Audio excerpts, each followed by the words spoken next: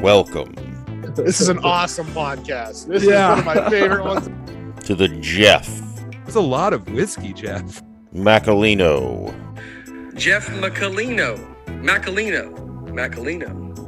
podcast.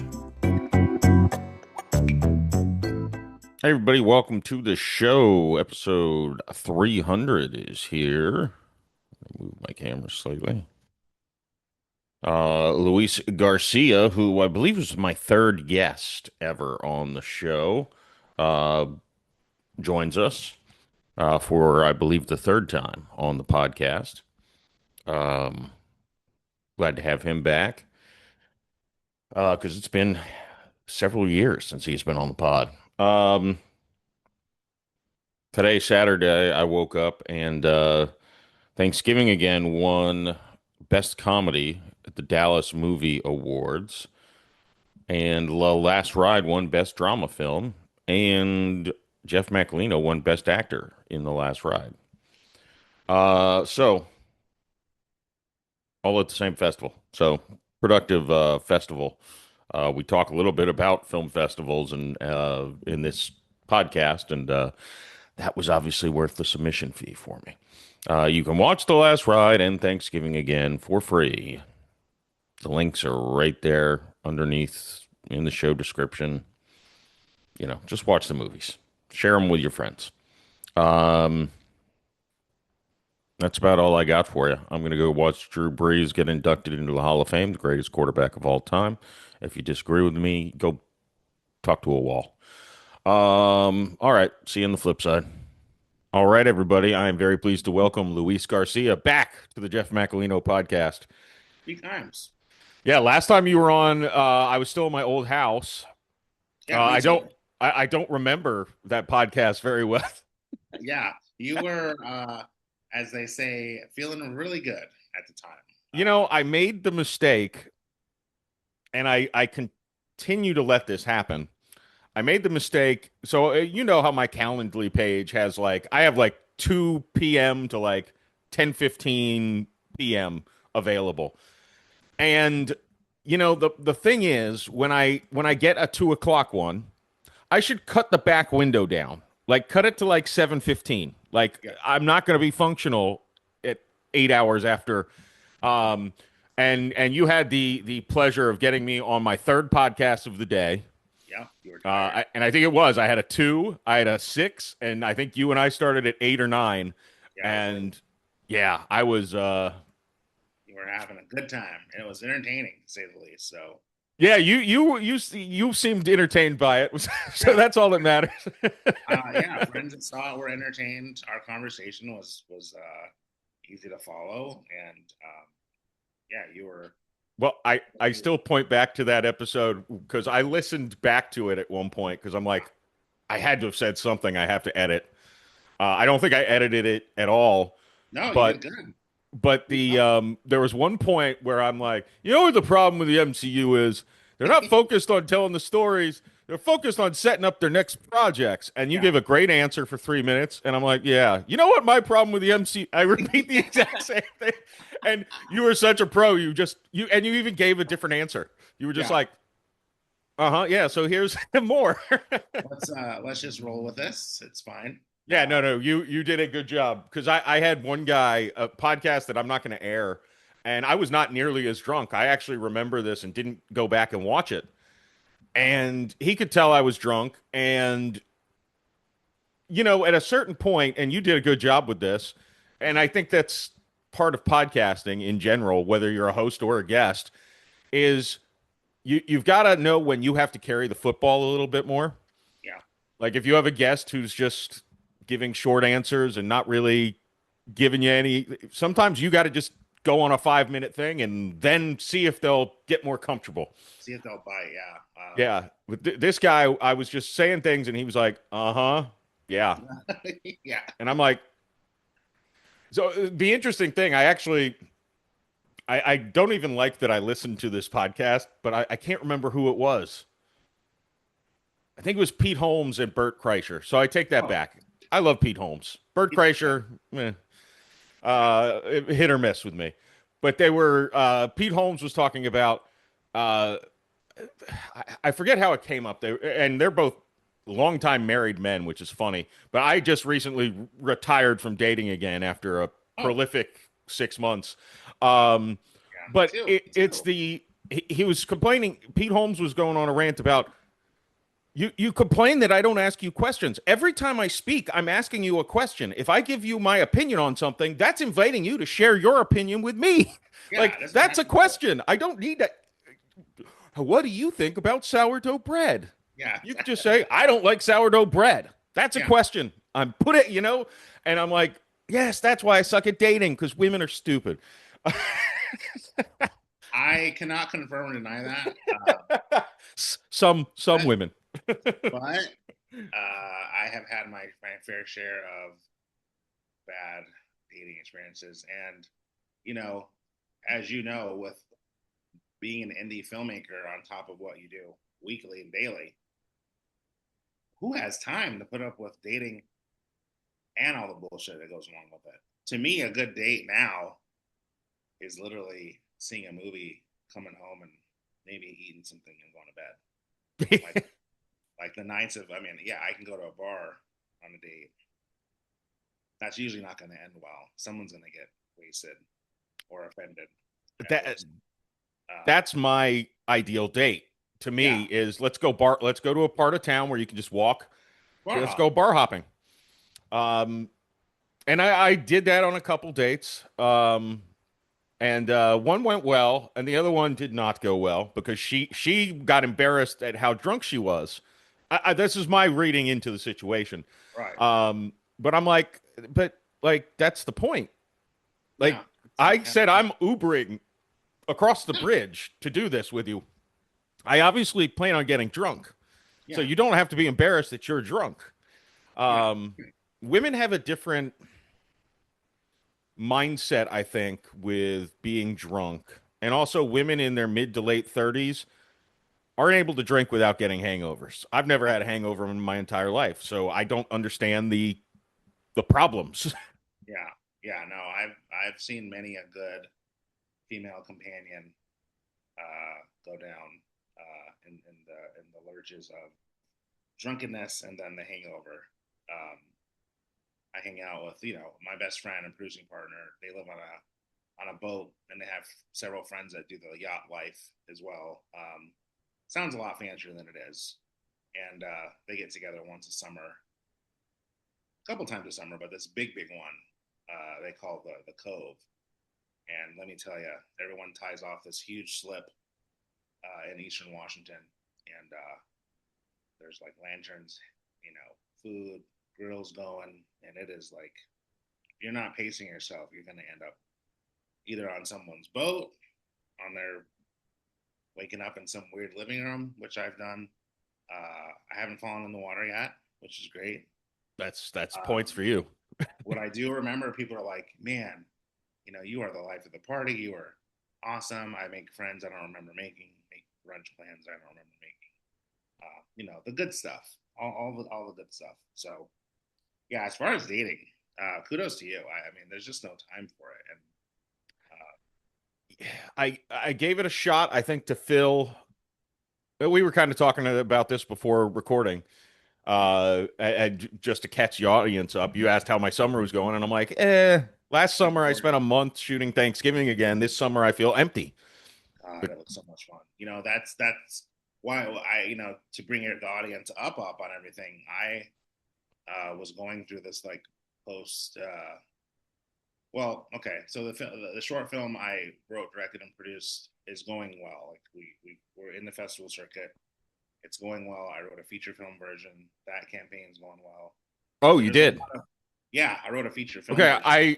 I I just so I don't forget to say this, I watched the short film. It was Cool. excellent, Thank and you. I was going to, and I completely forgot because we were supposed to talk a week or two ago, and I'm like, I need to remember to tell him I think this has feature potential. Yeah, yeah. So thank you for watching it. We watched. We wrote the feature film version pretty much right after, even before we were done with short, and the feature film screenplay just got accepted into Holly Short Screenplay Competition. So this is where the conundrum has been, waiting to see what festivals we get into. Okay, darn, we're not into this one, but we wanted to do a double whammy and apply to Holly Shorts, which I'm alumni at because I had a horror short there back in 2015, and the screenplay. That was our film festival director, Nelson Tracy, who's awesome. He did a movie called Breakup Season that went really big a couple years ago with the kid from The Walking Dead. So we thought, yeah, that'd be awesome if we got the short and the screenplay into the contest, at Holly Shorts, which is next month. So we find out about the screenplay way before the short, and then we're all sitting around yesterday waiting to hear about the short. And I'm like, I don't know. Like, we have passes. Me and my writing partner have passes to the 10-day event now as screenwriting. What do they call it? Quarterfinalists, best of 25. So we didn't get into the short. The short film didn't make it in. So I was like, that's still cool though. We still have the passes. And I mean, this Holly Shorts thing has become such a celebrity ridden. I was going to say that has to have some sort of weird because that short had no business not getting into any festival you entered it. Like the quality was great. I mean, and I say this as someone who I have ranted about some festivals that prioritize shorts over features, and I've personally felt being screwed over. But those festivals are more, we want asses and seats. And if we show 30 shorts in a shorts block, it'll fill, 3 people per movie and the theater's full. We show one feature in that same block, maybe 40 people show up if we're lucky. And, but when you have the celebrity aspect, that kind of probably changes the equation quite a bit. Yeah. And so they released earlier in the day, they released the shorts that have gotten in, and there's ones directed by Renee Zellweger has one. I'm like, Judi Dench is in the short. I'm like, okay, Judi Dench is in a short. Yeah. Madam Judi Dench, and I'm thinking, so I had to pause, and I know that since I'm an alumni, I know the founders really well, Theo and Daniel. So I had to pause and be like, all right, let's change our mindset. We're going in this. You're in your mindset, Luis. You're wanting to do the twofer, but you can still do the twofer. You're going to be in LA for 10 days. You've lived in LA. You have tons of contacts. There's a screening room on every corner in Los Angeles. You can go to an early morning, spend $500, rent out a theater, and have your own friends and family event before the Holly Shorts thing starts. I mean, there's so many things we can do, and that's what I wanted to round back to what first made me contact you, because I was feeling pretty bored, like in between waiting for this and that. I have a couple of grants out there. I have a radio show I want to talk to you about divorce. I have a grant pending for that. So it's all this hard work, right? And then you get this push. We went through the first 5 festivals, won 3, having a blast traveling. I lost my job, which was awesome. So much freedom. And then I hit this, I was helping my friend, he has a restaurant out in Portland, helping him get that up and going on the grill, here and there. And then I hit this point where I was just at the house, just kind of twiddling my thumbs. And then I remembered I kept seeing The Last Ride and Thanksgiving again. I kept seeing those posters come up, and I said, I want to watch these. I'm first of all so impressed that you got 2 features done, right? Because a lot of my colleagues, will go years with talking, me myself included, and to actually push it through. I mean, you have to have so much inertia to get it done, and then you have to have so much inertia to get it through post. My God, oh my God! And then once that's done, then the inertia to get it out to the world. And so I found myself watching The Last Ride in tears, like the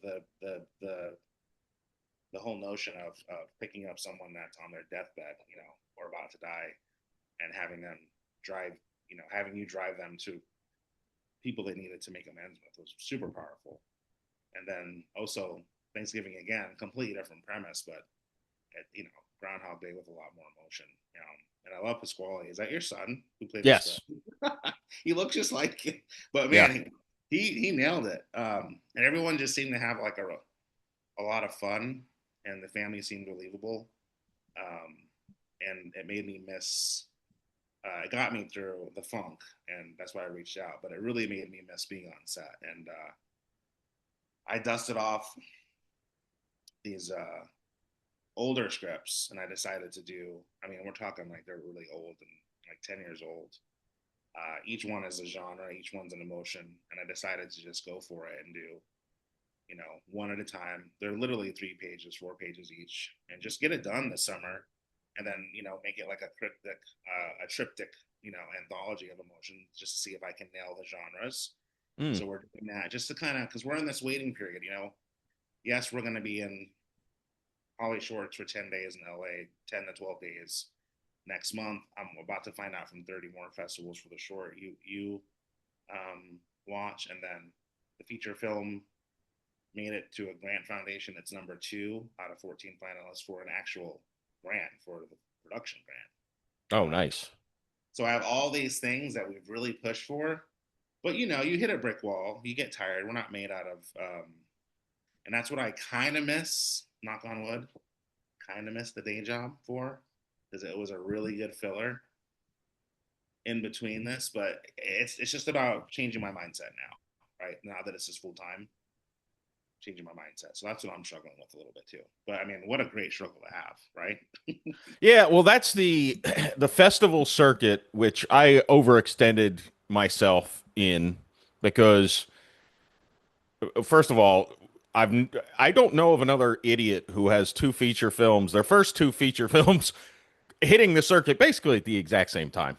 That's incredible. It's stupid. Like bad idea. Not that I love that I carried the momentum of doing The Last Ride into, hey, let's film Thanksgiving again. Let's not wait. Let's just, let's go.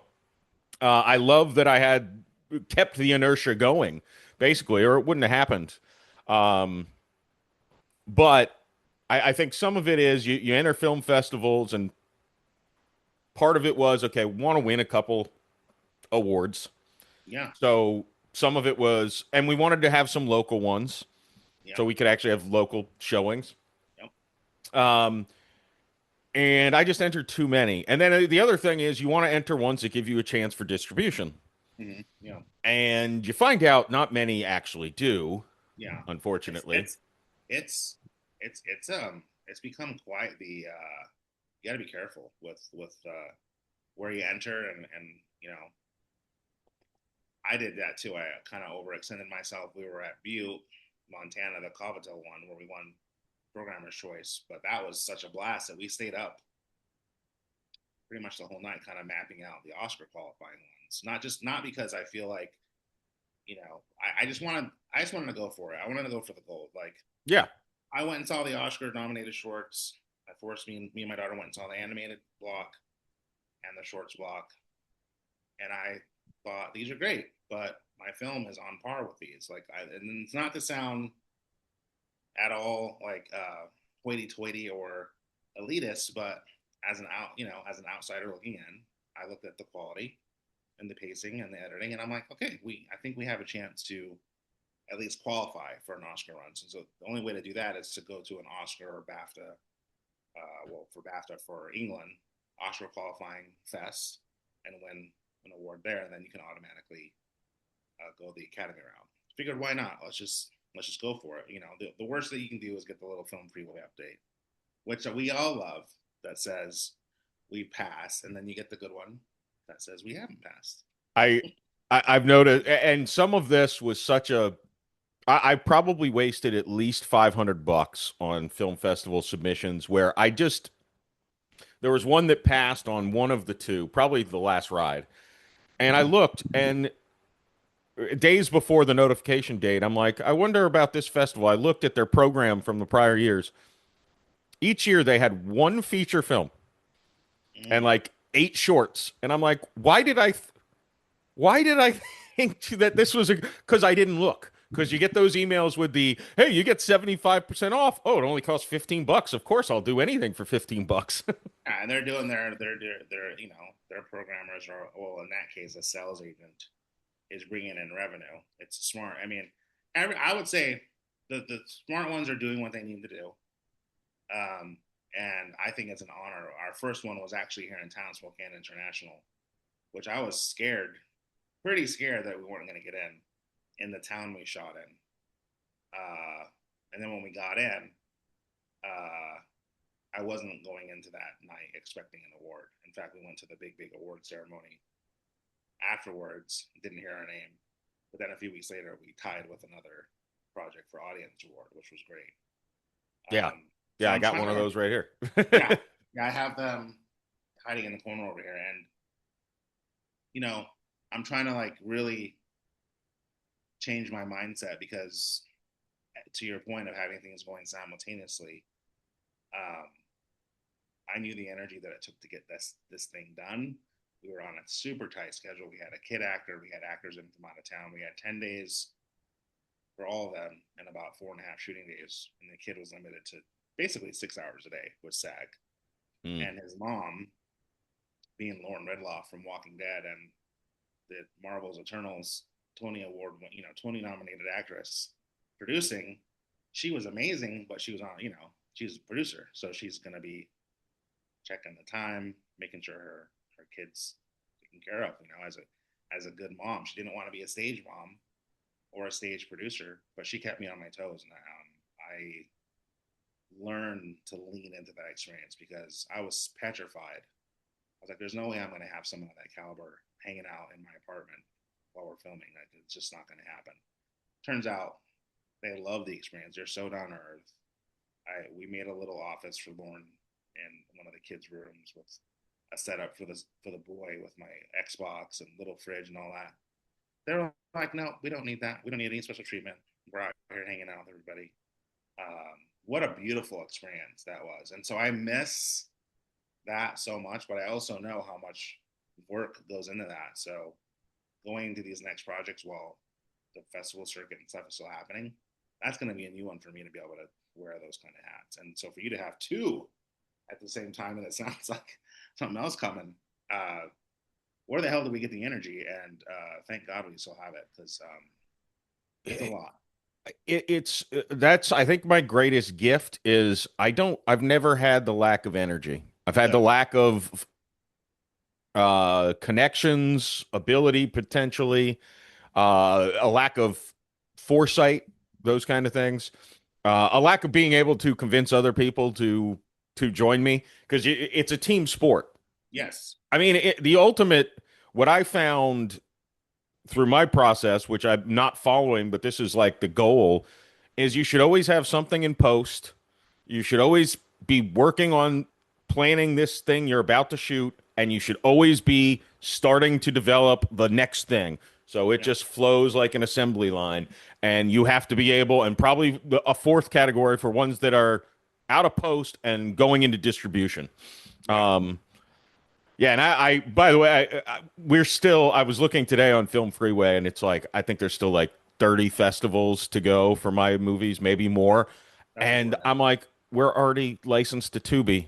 We're not on Tubi yet, but we're licensed to, by the time this comes out, we'll probably be live on Tubi. And it's like, well, that's all I wanted, and I got it. I just, went through Film Hub, the film festival, and some people say, well, Tubi favors things that have won awards and festivals. So I'm not saying it's not worth it.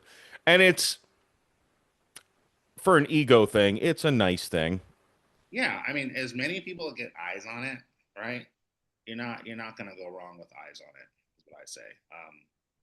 My friend has a horror film that he talked about, this horror film, since we met back in 2004. He talked about this premise. He had a short film. Short film freaked me out. Oh my God, it freaked me out.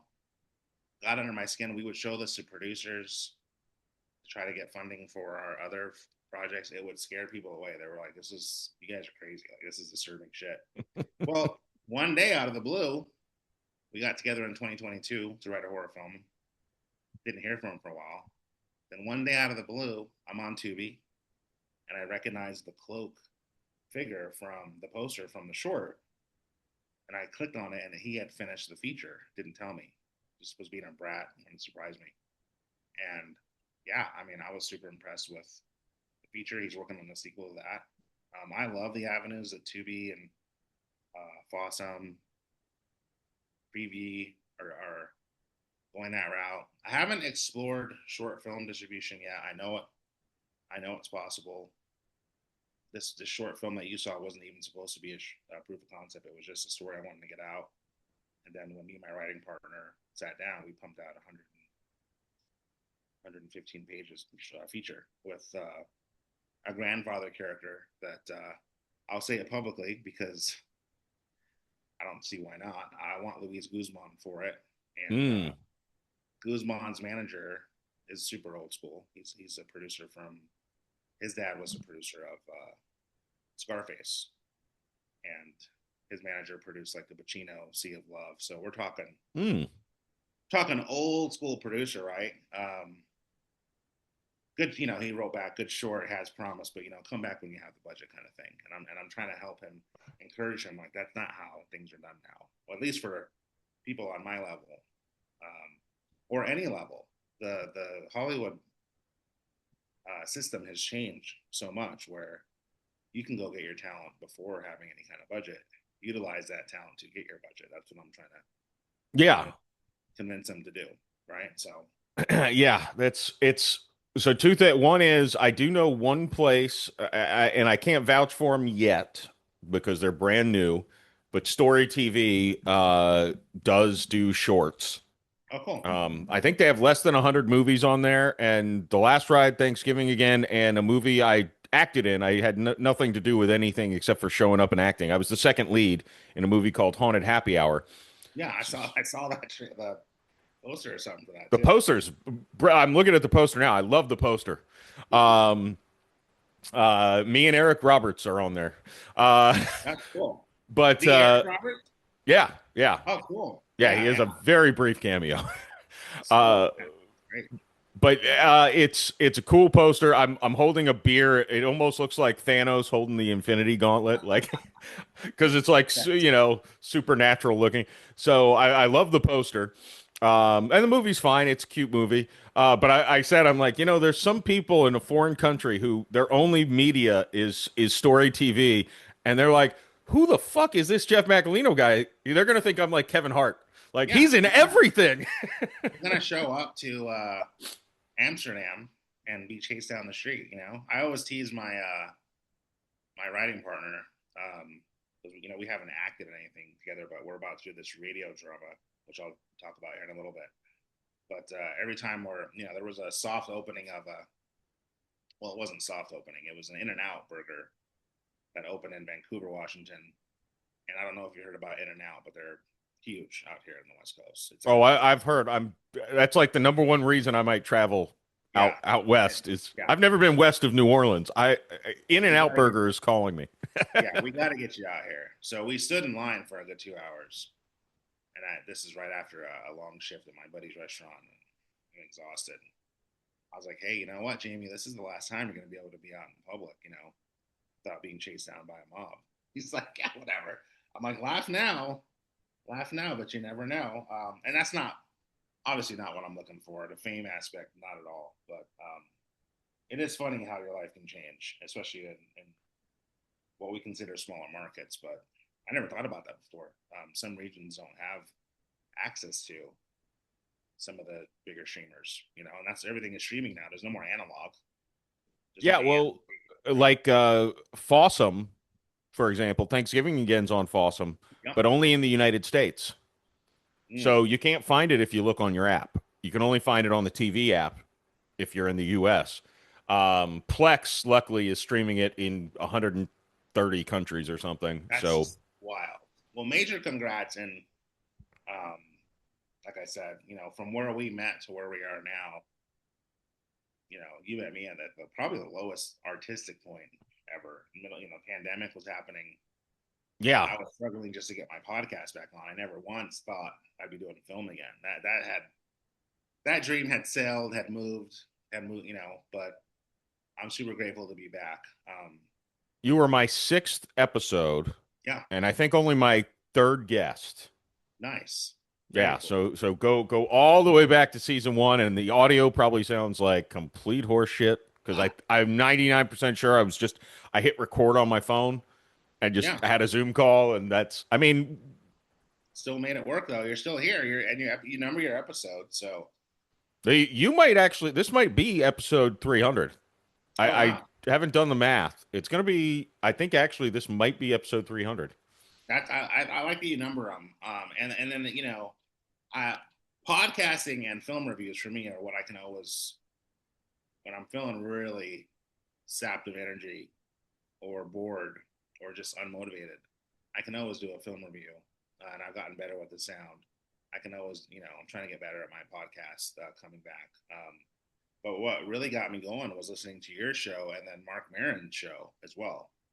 I was devastated when he said he was going to retire because I mean, talk about starting from his garage and then making it into a studio, and then you know Obama was on there. He had Brad Pitt and Leonardo DiCaprio on there. I mean, just like while also doing his, so using that to kind of keep his energy going to do stand up. And he just has his roster filled. I mean, this guy, he's way older than us, and he has his roster filled. I mean, if he's not traveling and booked in other cities, he's at the Comedy Store in LA booked.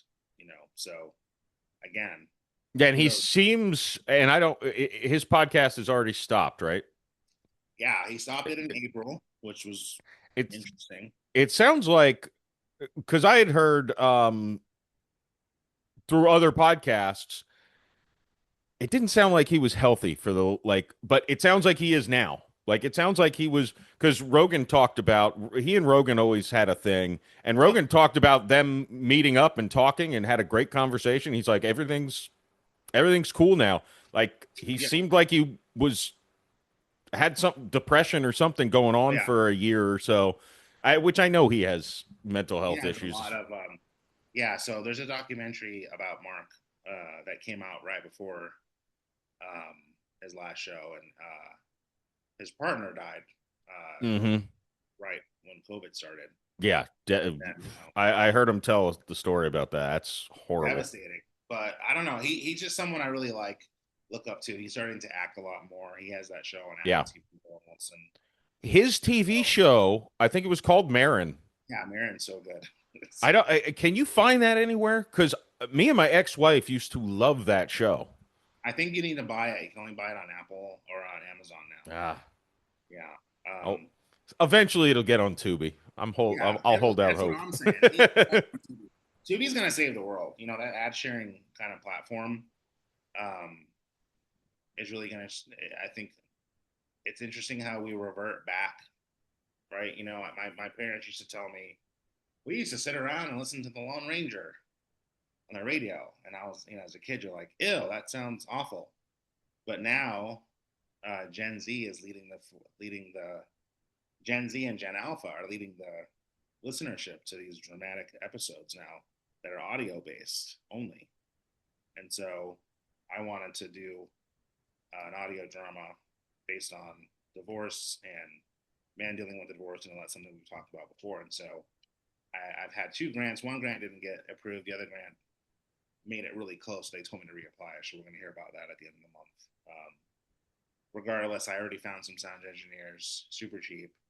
I figured I might as well roll out a season just to see how it goes. It's easy to monetize audio dramas on Spotify and other markets. A lot of these audio dramas have gone on to be Apple TV shows, like that. Julia Roberts was a show about vets only, that she was interviewing vets, and then it turned out to now it's a show on Apple TV, and it's a different discipline, right? And it's staying busy in a little bit of a less hectic, less time-consuming medium than film or TV, but it's still creative in a way to let those juices flow. And I'm big about, like I said, reverting back to a podcast episode or a film review. As long as you're doing something creative, even if it's a funny little I mean, your walk and talks are funny and great, super entertaining, right? So it's Yeah, something entertaining. or something. I like it. So But you're right though. It is the like I started. It's probably been 4 or 5 months now. I started hosting a weekly bar trivia mm, on Monday nights. And since I don't do stand up anymore, I'm like, this gives me that performing in front of other people. Like generally, I'm just reading questions and answers, but last night I had a few great laughs, which I'm nice. like, which doesn't always happen because my jokes are not necessarily. There's no one. There's very few people my age Yeah, in the audience. It's usually younger or way older. right. Like they're 70 plus or they're like children. 20, Or like early 20s. You know, right. there's some young kids that come in and play. But last night I got a couple of good ones. So I'm like, yeah, gives me that rush. And I um, crack up when I say a joke that no one laughs at. you laugh at your own fan. Like you gotta Well, share. there was one trivia question where I had to say a bunch of Asian words, Uh-oh. cities and things, and I'm like, I say it, and I am trying my hardest to do this, and I do it twice, give them time to turn in their answers, and then I say, you know what, I'm not reading the question because usually you read the question one more time before you reveal the answer. I'm like, I'm not reading this question again, or I'm going to get fired by SNL. Yeah, exactly. Nobody laughed because probably nobody knows who Shane Gillis is in the entire place. But I'm like, that was a good joke if you Did he get fired understand. again? Didn't he No, get no, no. fired? That was from years ago when he got fired because he did whatever. And he got Um, back, right? yeah, now it's probably been more than a decade. So yeah, it's a callback to quite an old event. Right. But Shane Gillis is more of like our age people understand him, but people who are 70 don't know who Shane Gillis is. And Too people offensive who for are veterans. I would think people who are in their 20s would know who he is. He's pretty big, but they might not know the SNL stuff because it's been so long ago. They were probably like 10 years old. So who cares about SNL when you're 10 years old? Yeah, Actually, I saw Shane did his Kevin Hart roast. That was that was interesting. I mean, I always like a good roast. I can't say I agree with all the jokes, but for the most part, me and my dad. I mean, my dad was showing me celebrity roast when I was like 15, 16. You know. yeah, I like roasts, uh, but I don't think they're necessarily made for the general public. No, like no, like you are supposed to be as a offensive and inappropriate as possible. You're supposed to make racist jokes. You're yeah, supposed to that's make the point. sexist jokes. That's part of it. You're supposed to like they made fun of and I forget her name and I feel like an idiot, but she was awesome. The woman whose husband committed suicide. Oh yeah, And Shane even said, I called her and asked permission. yeah, And okay. she said, give me more. She was like, Oh, yeah, hit it again. Do more than one. crazy jokes that night. Yeah. And I give her, fuck, what is her name? I give her so much credit because that's the kind of person that you want on a roast. You Yeah, can, yeah, my husband committed suicide and I want you to make fun of me and him and whatever else. Like, but yeah, that's not the general public. I don't know that they're necessarily ready for that. They want, and I a very odd thing. The I still think the overall public wants Bill Cosby stand up, and I know yeah. we're taking the cough syrup stuff out of the conversation, but but like my Put it mom out used there to for watch Bill everybody. Cosby stand up when I was a kid. That was the first stand up I probably saw because his stand up was super squeaky clean and fun. It was funny, but it didn't cross any lines, and I think that's still what general public wants, not comedy fans, Yeah, but Netflix blowing these things up to be like everyone needs to watch this. yeah. Netflix is gone, and I know Hulu's trying to jump on that train too. But for a while there, it seemed like everyone was getting their own special on Netflix. A lot easier to get a special on Netflix, it seemed, than it was HBO or something. Yeah, there's been such weird trends on some of these. All of the streamers constantly change their standards. Like I know Joe List, YouTube for a while was the best way. I think that was Shane Gillis's first big stand-up special was that, and Mark Normand had at least one, if not two, one of the best ones ever. And Shane Gillis's first special on YouTube was one of the best ever, I would say. But I know Joe List had one, and he's like, I was up to 500,000 views after one day. And then I've gotten 20,000 views over the last week. And finally, someone answered me and said, "You said the word cunt. So we just shut you down." And it's like, but the YouTube at the time was like, you can say anything if you're doing stand up comedy, not if you're just making a joke. So they just kind of generally they just kind of shift their moderation standards. And Netflix for a while got super strict. Yeah. And then they realized all these great specials are going to YouTube. Let's just open the floodgates. And now I feel like Netflix is maybe the most wild of them all as far as just anything goes. Anything kind of does go. Mark Norman's newest one was great. Mm. I just saw Louis C.K. I watched Louis C.K.'s one on repeat. Just because his brand of humor is he's a comedy genius. I actually thought this was one of his worst specials. Yeah, no, it was not buttoned up at all. That's a good way of putting it. Yeah, it was not disciplined at all. This one felt very fuck you-ish to. Well, I don't. Part of me was like, maybe he's just having fun and not trying to be like a scientist.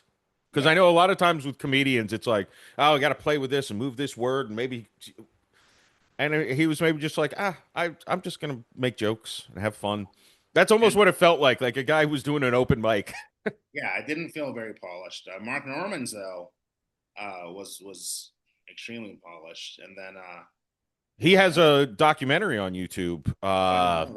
He's really good Because the special was in Boulder. It's something Boulder, and it's about following him on the road, preparing for his special. And it's for anybody who's a stand-up fan. It's like because it's literally you'll see him get a tag from another comedian, or he'll be like, I don't know, the word maybe the order of the words need to be changed. And watching that, watching his special, then watching that, and watching his special again, it's like, damn, like Mark Normand is like a scientist.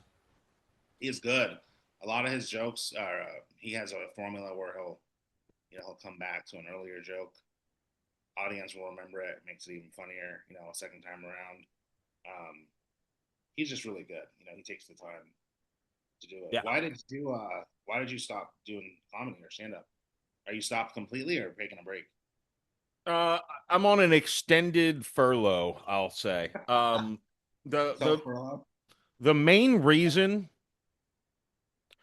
So, this is something I've had discussions with other people about, and this is why I like everything you've been saying. But I've had a couple of people in my life, and I like them and respect them very much, but they've been like, hey, let's do this. And I'm like, how are we going to make money doing that?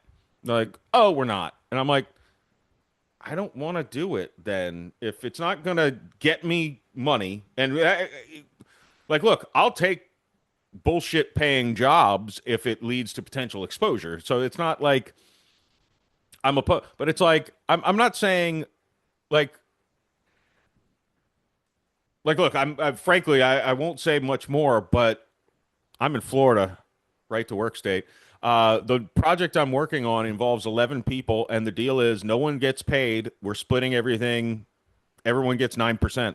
I'm doing 90% of the work, 60% of the work, and we're all just getting 9%. So if this thing makes money, we're all making money together.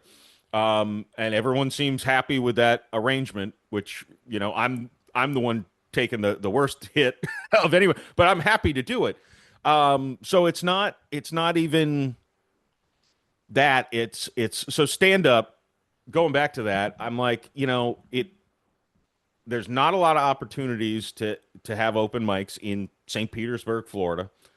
Especially I had still younger kids. Like now, my kids 13 and 16, I could leave them at home if I wanted to and go do an open mic and whatever. They're fine.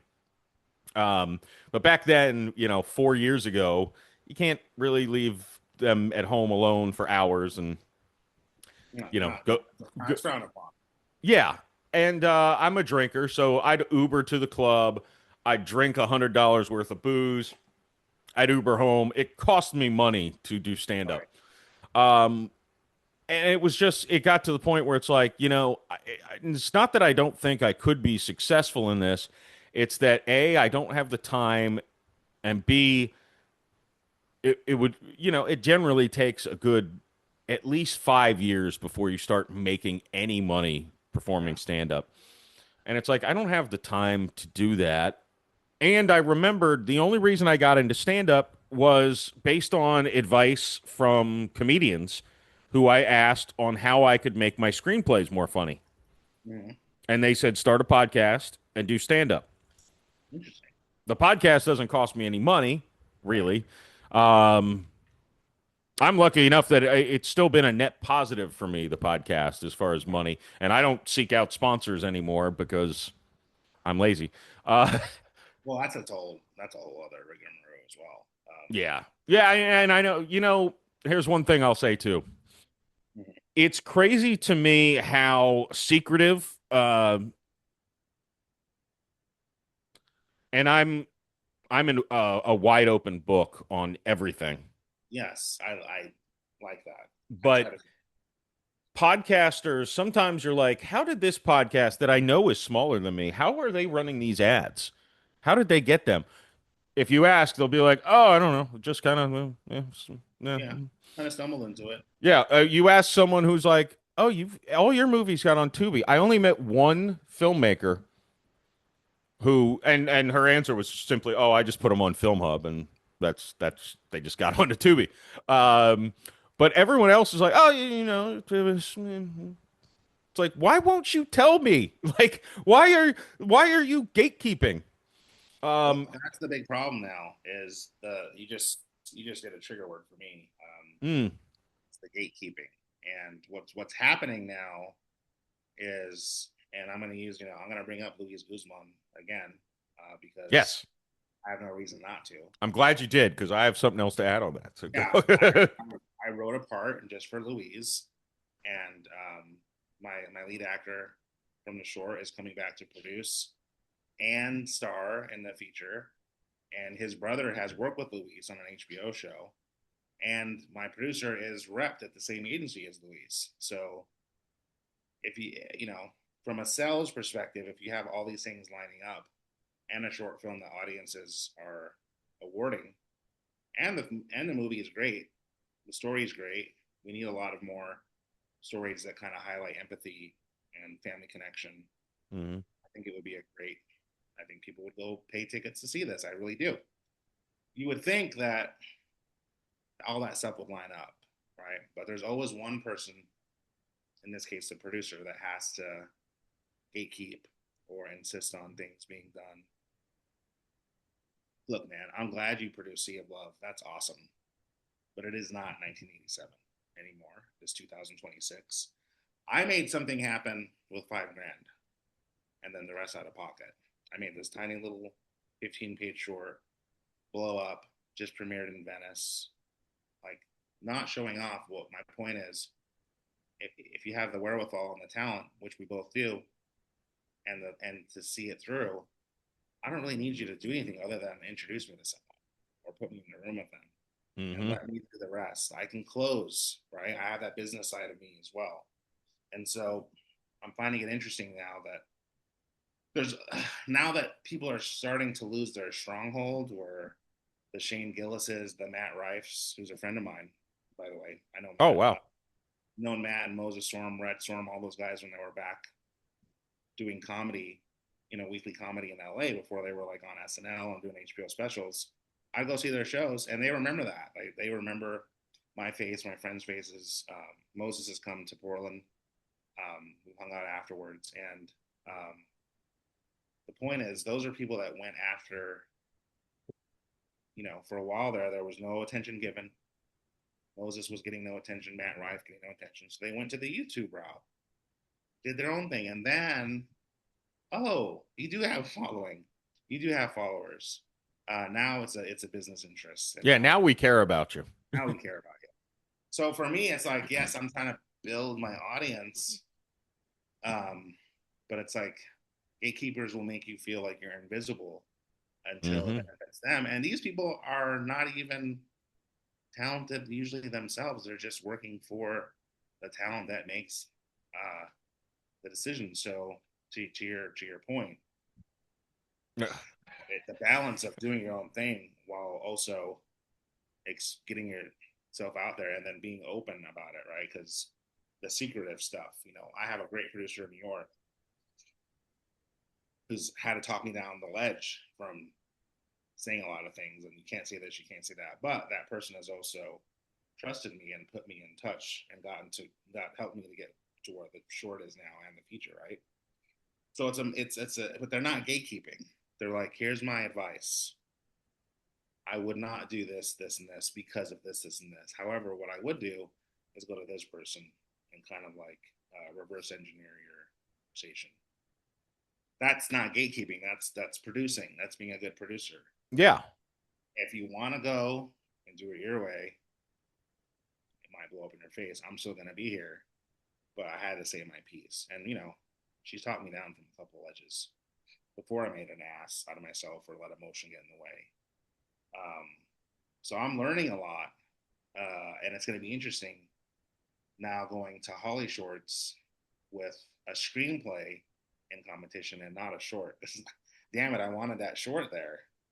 That's what I went there for. But now it's like, well, now I have the full length version of the short that's in development right now, and that's awesome. And I won't trade that for anything. But now I have to go in with a different mindset of, you can't come. I can't really invite you to the screening because it's not here. But I'm in the running for the feature film version of the screening that's not here. So it's just going to be different. I'm not complaining. I'm just trying to figure out how to wear these different hats as we have to do. Spitballing. I want to jump back to gatekeeping, but spitballing, Yes, you could get business cards with a QR code to the unlisted short on YouTube. So sure. if you talk to someone, you could be like, hey, go watch this. Look at that. You are a producer after all. Obviously, you are a producer. I mean, that idea alone. Look at that. You limit it to 100 cards, and I tell my team, one thing my team is good at is networking. I mean, my partner Jamie, when we were filming at the restaurant location, there was this construction crew that was on a very tight schedule, just blasting the hell out of the area. Right? I mean, you could hear them.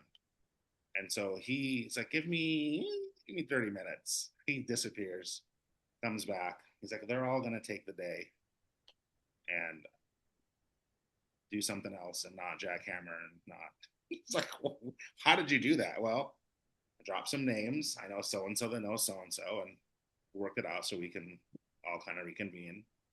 We can drop your name in the credits, things like that. That's what a producer does. They produce results. It's such an ambiguous role. Yeah, it's a jack of all trades. It is. It produces results to get you to the ultimate goal, right? The ultimate goal is to get funding, to get distribution, to get your work seen so that you can get enough momentum to get your next work seen. Like you said, you always have to have something in a different stage. And I've never really been good at putting the pieces together and utilizing the context I have, but now I'm getting really good at it just by, okay, I know what producer to call about this problem. I know who not to call about this until later. I know who not to tell until later, or I know who to go to right away with this idea. Yeah. That's an excellent idea. Passing out cards with a QR code, seeing what workshops or my other friend said. LA, they have there's groups of people that have screenings all the time. Look them up, see if you can fit your film in there. Brag, also say, hey, come to the Holly Shorts event. See if our screenplay wins. And if not, then well, at least we got that far, and now that's a resume builder. Yeah. Gatekeeping. Yeah, so it's amazing, and I wonder how much of it is because I'm in Florida, and automatically people associate you with Well, non-union. non-union, right? Okay, yeah, that's another big thing. Yeah, because I couldn't be SAG if I wanted to right now. Right. Well, what kind of incentives do you have you have to have a rebate program in Florida for film, no? Or are those eaten up by all the big productions that come through? Hasn't worked for me yet. I shot 2 films in Pinellas County, and both of them very much should have been eligible for 20% rebate, and neither one of them. They came up with different excuses for both, one of which really infuriated me. The Last Ride. And we have a new film commissioner who I haven't spoken to, but The Last Ride was filmed 2 weeks after a second hurricane hit St. Petersburg. We got hit by 2 hurricanes 2 weeks apart, and we were scheduled to start shooting 2 weeks after that. So I didn't put in the thing until 2 weeks until we knew we were still going to shoot. Because I'm like, we might not be able to shoot. I'm not going to put this thing in. I'm not going to apply for permits until I know for sure we're actually going to use it. So their excuse was we needed 30 days to review. And since you started filming before we had time to review, you're not eligible. Meanwhile, they were also bragging and sending a cleanup crew to our locations we got permits for because we were the only thing shooting in Pinellas County that soon after the hurricane. We were the only game in town. They're using your momentum. Yeah, so it was like this is the biggest, and she was like, I'm gonna try to see if I can figure out a way to post date things and what, but I'm like, it should have been a slam dunk. It shouldn't have been a question, but because I didn't file the paperwork before the first of 2 hurricanes hit, because that's when I would have had to file it before the first of 2 hurricanes hit. And you're being responsible to see what would happen with that, right? You don't want you don't want your whole location to be taken out and then have nowhere to go. Exactly. Because if the Airbnb we were going to get was demolished by this hurricane, like look, in my house, I had the room I'm sitting in, the walls were torn up to like here. If the Airbnb had that kind of flooding damage, we would have not had a location. We would have had to postpone everything.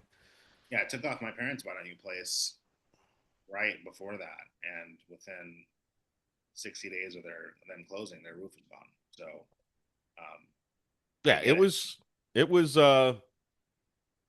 that really pissed me off. Thanksgiving again was a real bullshit reason why they didn't give the money, even though we shot entirely in St. Petersburg, except for like a short amount of the movie, since it wasn't based in St. Pete. They said it wasn't eligible, which is not true based on their rules on their website, but whatever. You know, it's just 15 grand or so they could have given me.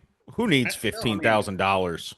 I mean, yeah, but 15 grand. I mean, no, that would have been a big deal to get the money back. Yeah, no, it's and when you're paying things out of pocket too, it can get rough. Thankfully, you know, we had this amazing Shelly Winecoop over at Spokane Arts, who literally, you know, was so over the moon, excited. When I got the call for half the amount I requested, part of me was, that's the first time it's ever happened where I've been given money to do something. Not a lot of money, but still money. I probably internalized and thought too much on it and didn't rush to go get the check. Part of me was just like, hold on, you know. She's like, let's get this check delivered to you right away, and part of me is like, oh, this is turning into like a big deal, and I didn't cash or this is real. Yeah, I have to get this done now. Holy shit! And I didn't cash or deposit that check for a good month and a half because it meant like having to go get the business account, form the LLC. So I knew I had to do those things, and I knew I had the means to do it. But part of me had this imposter syndrome thing going on, which I'm fighting as well. So I'm really excited to hear about what you have going on and all that good stuff. Yeah. Oh, to finish up, because I sidetracked myself ranting about the film commission. The gatekeeping of actors is unbelievable. The managers and agents. So I'll tell you a story about Thanksgiving again. And I'll tell you about the probably 200 other actors slash comedians who I've reached out to, and how many responses have I gotten from them? Zero. Now you're reaching out to their management, right? To their man. Well, so the first person I reached out to was in Thanksgiving again. I reached out to Joe List, who I mentioned earlier, and I asked if he would be willing, and he said, "Absolutely. I'm gonna forward this to my manager." I went back and forth. I had a call with his manager. Uh, I we all knew this was not going to be for a lot of money. Right. And I sent an offer. I'm like, hey, a week later, I'm like, hey, I need an answer, or I need to go find someone else to play this role. No response. They ghosted me. Yeah, and they were the only management, and this is because I didn't even know he had a manager, to be honest, when I emailed him through his website. Um, and a month later, he emailed me back like, I really wanted to do this. What happened? He fired his manager after that. Oh wow. See, yeah. I don't know that it was necessarily because of me, but he did fire his manager after that.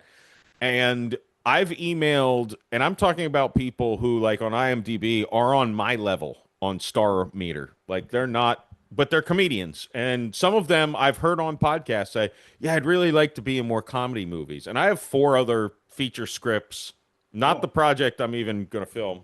I'll Mhm. tell you about that afterwards. But Yeah. I have 4 other scripts, so I'm trying to attach actors for certain roles.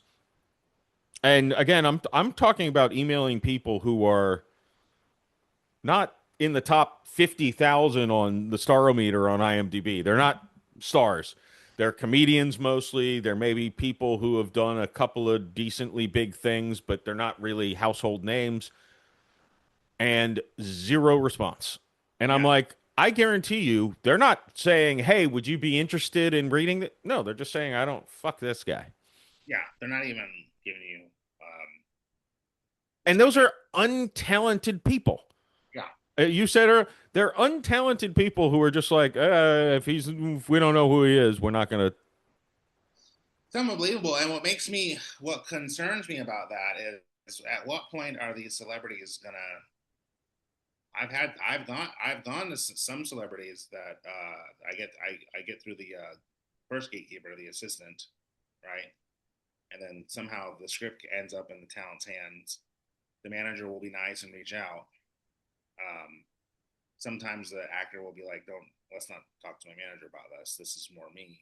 Or I found, That's so advice I was given. You're more connected, so I should ask you if this is right. Because a couple of them, I'm like, I actually have a direct line to this person. yeah, Like I could email them or text them, like, but I'm trying to go through the proper channels. yeah. I always say. So here's my I advice. was told just fuck the manager, go to them and say, here's this if you want to read it, and then your man, that's what I You was told. Yeah, usually going to the managers easier than the agent. Agents are bloodthirsty; they live off commission, so you really can't blame them. They're like the car salesmen of the industry, right? Yeah, Their clients not glad making they any run so much. yeah. So I've never really had much luck with agents. No offense to any agency out there listening.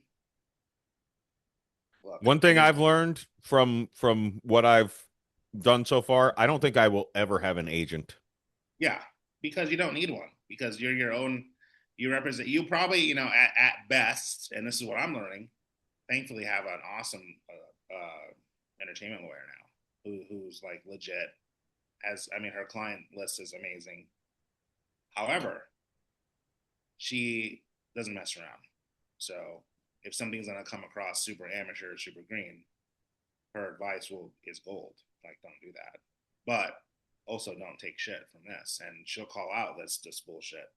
Like we had someone on one of our projects that someone wanted, and their manager like responded super rudely, and she was like, "Yeah, we're not gonna work with them because if they're acting like this now, how are they gonna act when conflict comes up? It's gonna come up."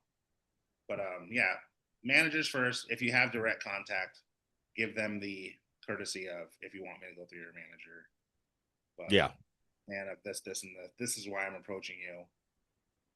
Look, whether they want to admit it or not, Hollywood's in trouble. The system is in deep shit. Deep shit.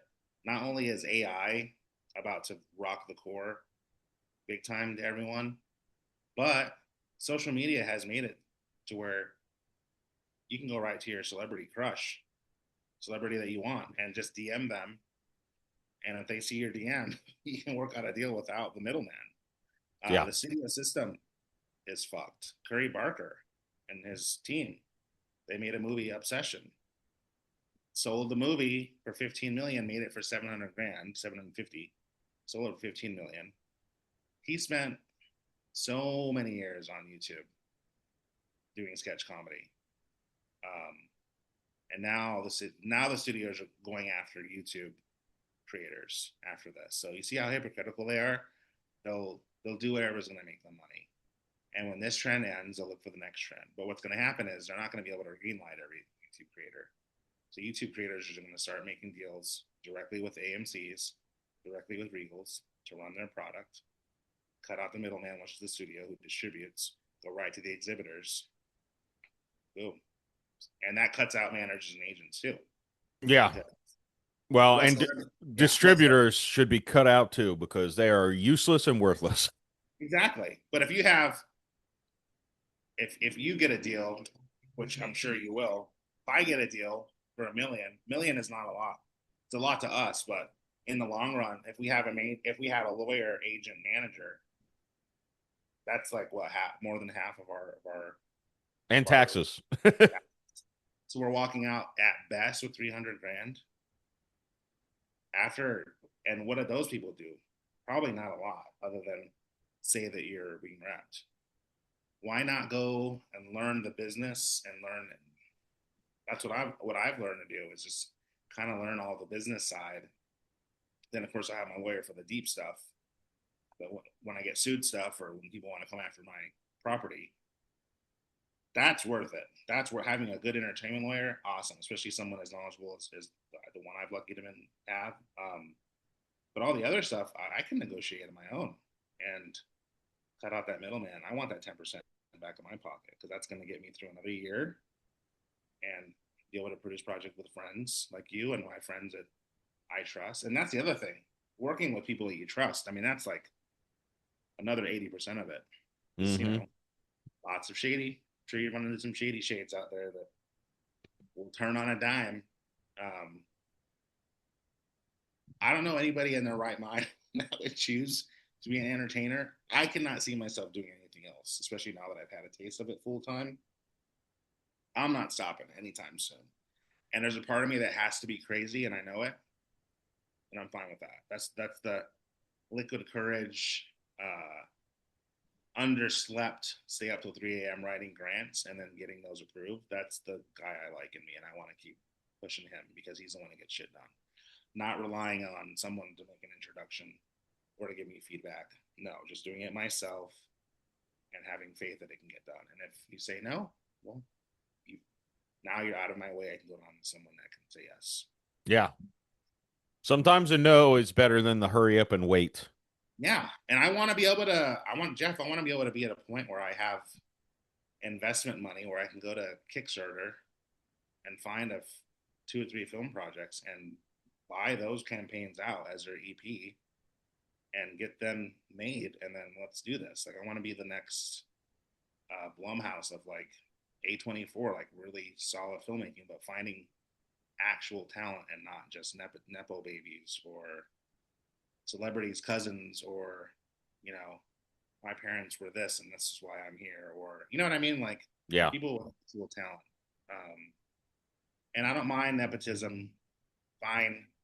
There's talent everywhere, but we have to even the playing field has got to start being even. And it's the pendulum is swinging because people are tired of the Marvels and all that. I love those movies, but I went and saw a movie the other night called The Invite. It took place in one location over the course of an evening. 4 actors, beautiful script, Olivia Wilde directing, Ed Norton, Seth Rogen, Penelope Cruz. Improvising So good. So in one Yeah, location, lousy actors, obviously. so good, so good, and it's what people want. They want real, raw stuff because we've been saturated with CGI for the last 35 years since JP came out. It's all been this redundancy of bloated this and bloated that. Like enough is enough. So that's my soapbox. I'll get off it now. No, well, and I'm sober enough to look at the clock and say, Okay. Luis, where can my audience find you? So please go to Luis underscore Garcia filmmaker on Instagram, at Marina the Film on Instagram for all the updates. www.marinathefilm.com. And then I'm the Screen Enrican on TikTok, and I do film reviews and just antidotes on the industry. And I do all my updates there. And then if I'm in your town for a film fest and you see me, please reach out for a pass so you can come see the show on us and hang out. I love meeting local filmmakers. I made so many friends in Montana that are kicking ass, doing their own brand of horror and like kung fu karate films that are totally killing it, and just the coolest group of people on these. That's my favorite part. I told my kids, if I can just do a film a year and have it in the festival circuit, and it means I get to travel, that's it. That I will die a happy man. But if I can get more, obviously I want more. But that's the bare minimum for me, is like being able to travel with my work and meet other people, other filmmakers. That's the way to go. So congratulations on your movies. Please check out Jeff's films. This is not a reverse plug. I mean it. The Last Ride will have you questioning and wanting to call your dad immediately. Good movie. Really really touching stuff. So yeah, keep up the good work. And once we hit pause here, I can't wait to hear what you got cooking. Oh yeah. Yeah. Thanks, everyone. Check out the links. They'll be in the show notes below. Bye-bye, And everyone. Luis, let's not wait as long next time for you to come back on. 3 years should not go by. Absolutely. All right, cool. That's it. That's all. Hope you had a ball. Thank you, Luis. Be on the lookout for more stuff from him. And yeah, watch my movies. Like, subscribe, share, blah, blah, blah, blah, blah. Boom, it's over.